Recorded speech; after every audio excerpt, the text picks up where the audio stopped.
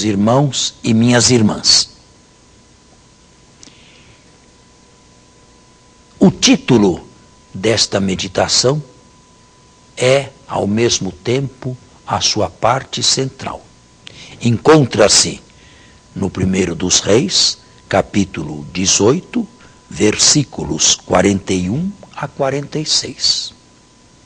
Eis que sobe do mar uma nuvem pequena como a mão de uma pessoa. Isto depois da grande seca de 3 anos. Uma nuvem que para Elias era símbolo do final da seca, símbolo do final do castigo. Vai novamente o céu derramar água sobre a terra, e a terra se transformará em terra fecunda. Elias manda um aviso a Acabe: sobe, come e bebe, pois estou ouvindo o barulho da chuva. Enquanto Acabe subia para comer e beber, Elias subiu ao cimo do Carmelo. Prostrou-se em terra e pôs o rosto entre os joelhos. Disse então ao seu servo: sobe e olha para o lado do mar. Ele subiu, olhou e disse: nada. Elias disse: retorna 7 vezes. Na 7ª vez, o servo disse: eis que sobe do mar uma nuvem, pequena como a mão de um homem. Então Elias disse: vai dizer a Acabe, prepara o carro e desce, para que a chuva não te detenha. Num instante, o céu se escureceu com muitas nuvens, o vento soprou e caiu uma forte chuva. Eu já disse que existem 3 maneiras de se ler um texto bíblico. A primeira maneira, e sempre a fundamental, é a busca do sentido literal. Mais uma vez também repito, o sentido literal é o sentido que o autor intentava, que o autor possuía e queria transmitir diretamente a seus leitores. Vez por outra, ao sentido literal se sobrepõe um sentido supraliteral, que eu chamei sensus plenior. Isto é, um sentido não intentado pelo autor, mas previsto por Deus, dado que nós temos aqui na Bíblia uma dupla autoria, humana e divina. Um sentido supraliteral, não intentado pelo autor, mas também não em contradição com ele. O exemplo que dei foi tirado do 2º Isaías, capítulos 52 e 53. Como ovelha foi conduzido ao matadouro, não abriu a sua boca. O castigo que devíamos assumir caiu sobre ele.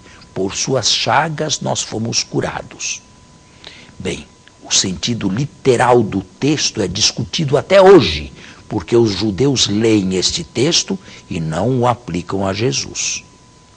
De quem falava o autor? De quem falava o 2º Isaías? Falava de si mesmo? Falava do resto que lhe ouvia? Falava de judeus perseguidos? Falava da totalidade dos judeus tomados coletivamente e simbolizados numa ovelha conduzida ao matadouro? Discute-se até hoje. No entanto, o sentido supraliteral, o sensus plenior, suplantou no cristianismo o primeiro discutido. Em sentido supraliteral, se vê a cena do Calvário, onde o castigo que nos era devido caiu sobre ele e por suas chagas nós fomos curados. Existe um terceiro sentido, dizia eu numa meditação passada. É o sentido acomodado, nem intentado pelo autor, nem previsto por Deus, mas acomodado pela igreja ou pela liturgia. Isto se faz porque a igreja ou a liturgia vê certas analogias, semelhanças, apesar das dessemelhanças também, entre a celebração própria daquele momento e o texto como tal. Assim, por exemplo, muitos textos do Antigo Testamento que se referem à sabedoria de Deus são aplicados a Nossa Senhora em cerimônias ou liturgias marianas. Isto porque há uma certa analogia entre Sofia, sabedoria, que é feminino, e Maria, que é feminina também. Mas, evidente, o texto como tal não se refere de forma nenhuma a Maria. Uma pergunta poderia surgir, não é bem o momento de fazê-la num retiro espiritual, mas pode ser feita e brevemente respondida. É legítimo usar o sentido acomodatício? Eu diria que é legítimo com algumas condições. Primeiro, que seja exceção, não a regra. Segundo, que seja feito com bom gosto. Terceiro, que os fiéis saibam que não se trata de um sentido bíblico, nem direto, nem supraliterário, mas simplesmente acomodado. Ora bem, este texto aqui que acabamos de ler foi acomodado pela família religiosa carmelitana a Nossa Senhora. Como se, acomodadamente, claro, Elias a tivesse visto 9 séculos antes da sua existência. Melhor, como se ela já se insinuasse no texto bíblico 9 séculos antes de existir.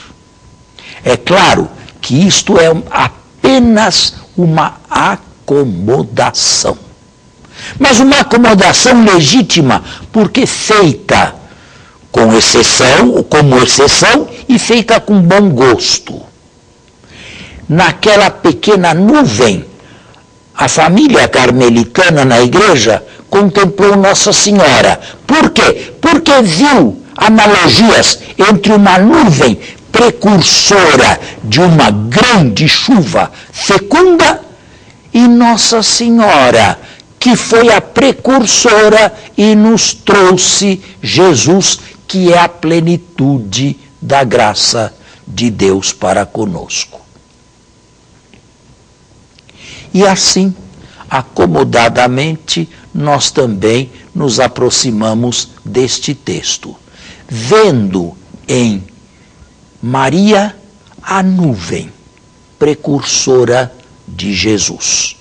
E havendo, como a família carmelitana, a partir do Monte Carmelo, onde se constituíram como família religiosa, ainda na Idade Média, no início do 2º milênio antes de Cristo.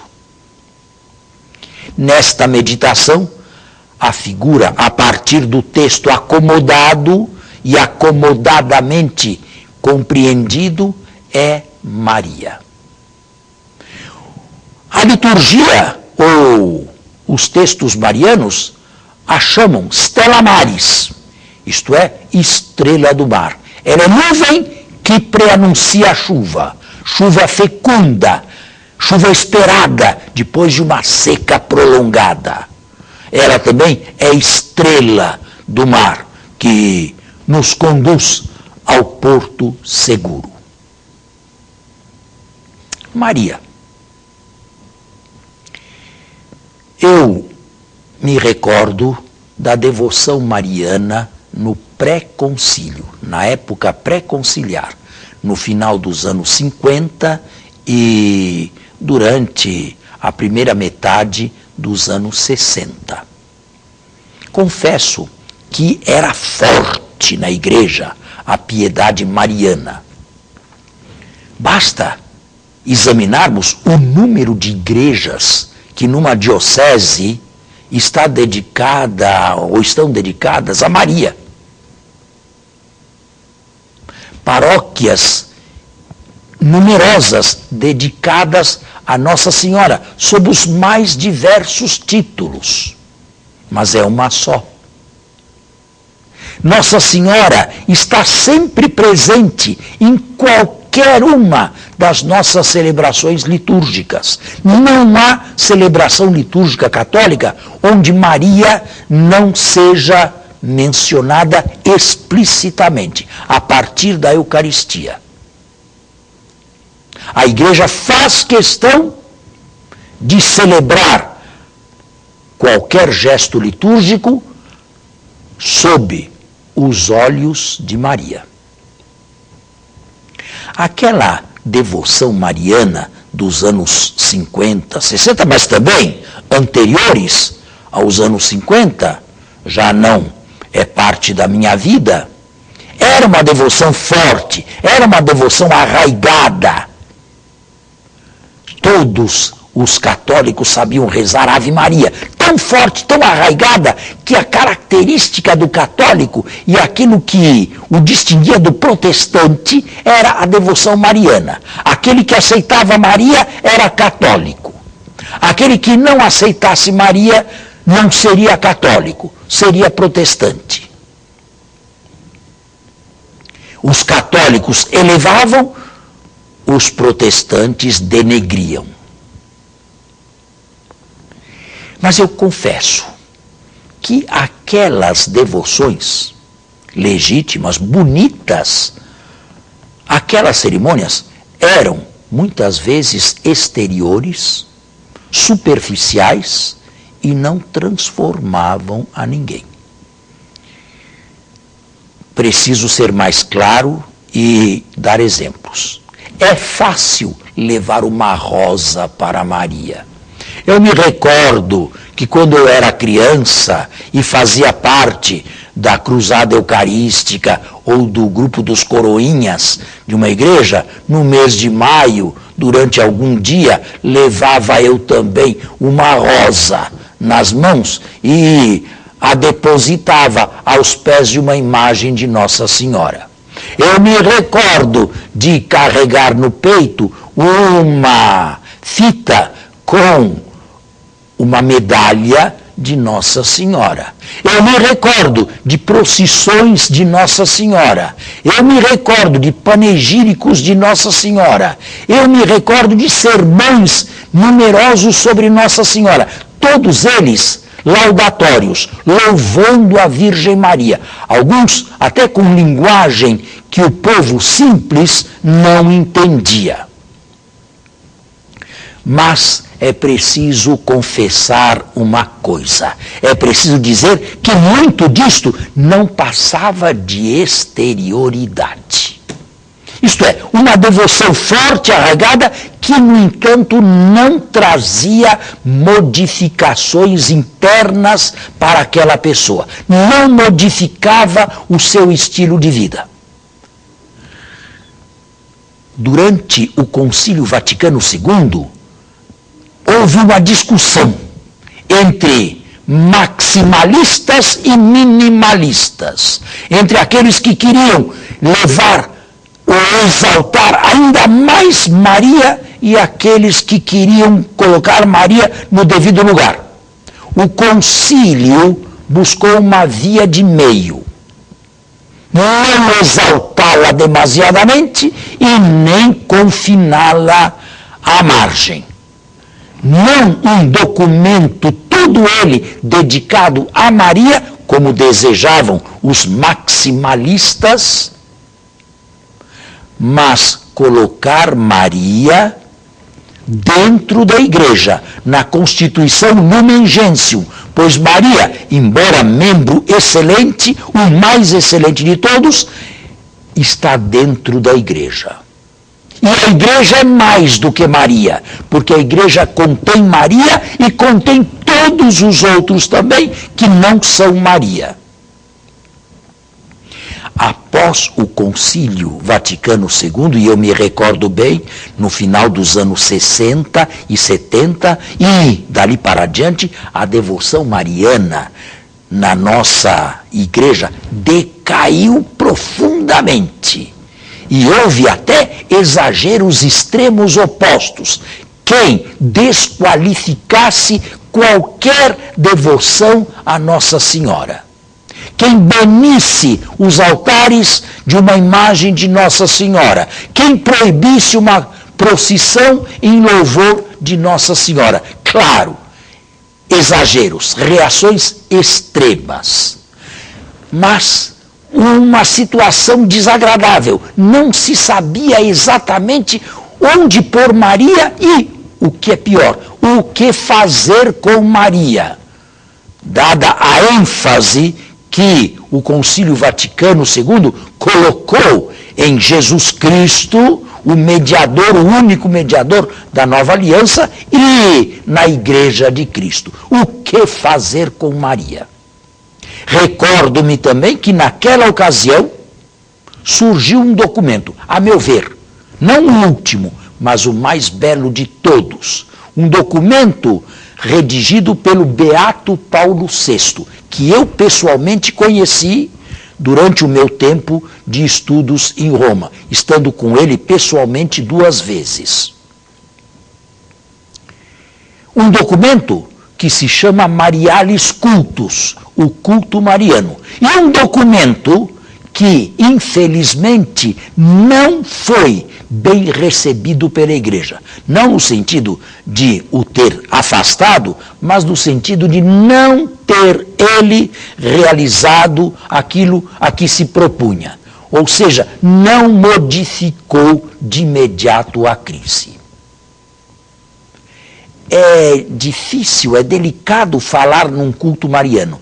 Porque se fala de Cristo, não se pode simplesmente transpor-se de Cristo a Maria, como se estivéssemos simplesmente falando de 2 pessoas diferentes, de um filho e depois de sua mãe.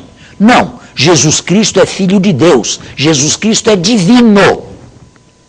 Jesus Cristo é divino. Maria não é divina. E a diferença entre de Deus e a criatura, entre o divino e o humano, é infinita, é intransponível. Também no caso de Maria, que é criatura, não é divina. Portanto, não se trata simplesmente de passar de uma pessoa para outra, de passar do filho para a mãe. Se trata de passar de Deus para com a criatura, para com uma criatura. E esta passagem nem sempre é bem compreendida, nem sempre é bem explícita.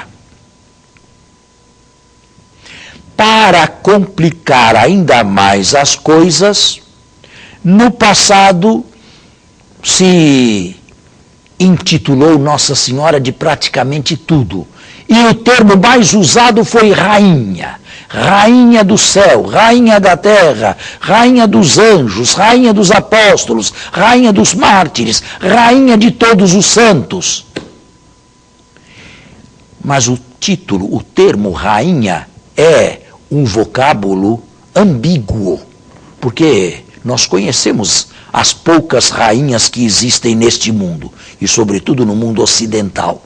São pessoas distantes, são pessoas que não se veem, são pessoas que não dialogam com o povo, são pessoas que não se aproximam, são pessoas que vemos de quando em quando apenas nas câmeras de televisão.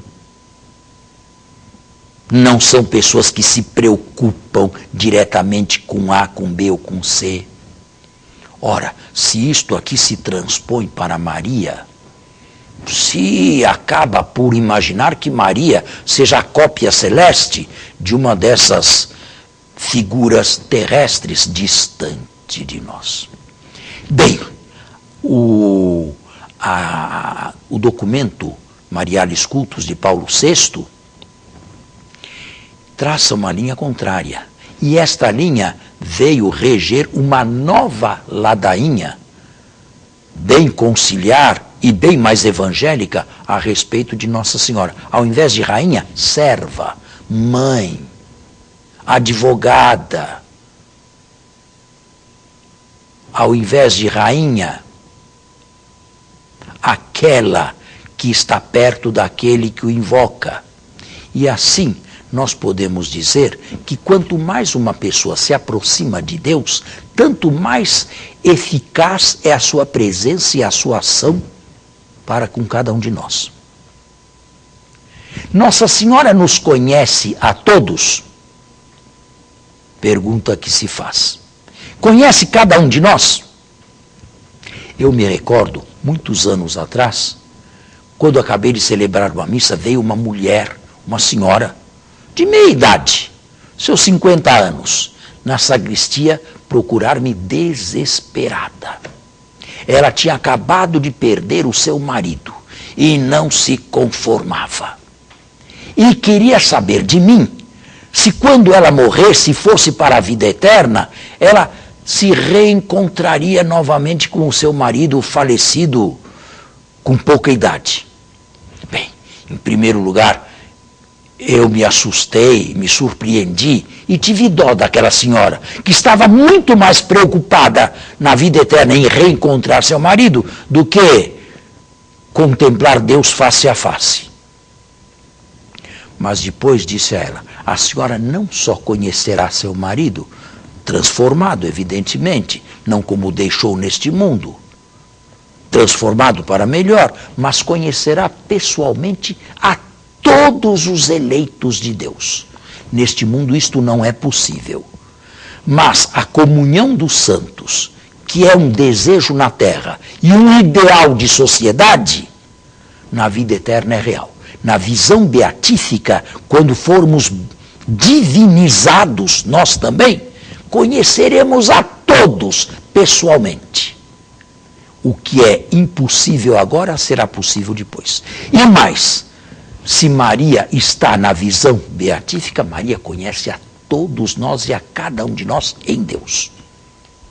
Não nos somos desconhecidos. E quanto mais se aproxima de Deus, tanto mais se aproxima de cada um de nós, porque Deus é a fonte do amor, é a fonte da caridade, e quanto mais alguém se une a Deus, necessariamente se une também aos seus irmãos. Sendo o contrário também verdadeiro. Quanto mais se afasta de Deus, mais se aprofunda e se afoga no próprio egoísmo.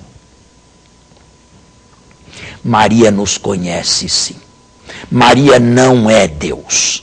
Maria não é o Verbo encarnado.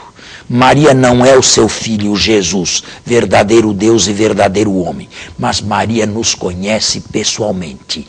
E, como modelo, ela quer agir em cada um de nós. Não como esses modelos de capa de revista, de mulheres que, de quando em quando, vemos nas nossas livrarias ou papelarias ou bancas de jornais. Não modelos distantes, não, mas modelos que querem agir e interagir diretamente nos modelados por ela. Modelo que quer estar presente, modelo que quer estar junto, modelo que quer modelar, modelo que quer auxiliar, modelo que quer ajudar.